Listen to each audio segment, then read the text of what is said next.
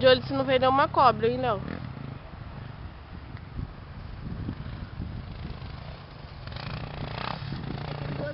Seu pai acabou de passar ali.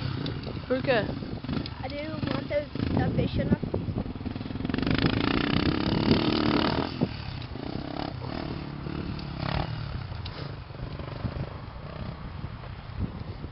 Nossa, quase me machucou, hein, o capote que eu dei. Machucou não, né? Quase caiu em cima da minha perna. Olha, em 1 minuto ele fez isso. Tá gravando aqui, ó. Parece o tempo.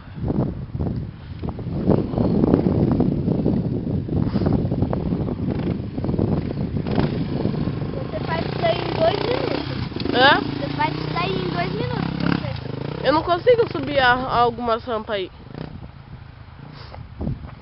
Só acelerar. Hã? Só acelerar. Aham, você pensa que é fácil? Vai, a moto é mó pesada.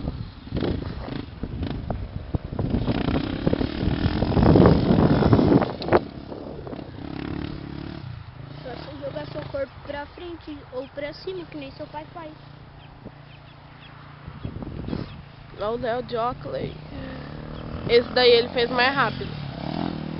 Ele fez em 50 segundos.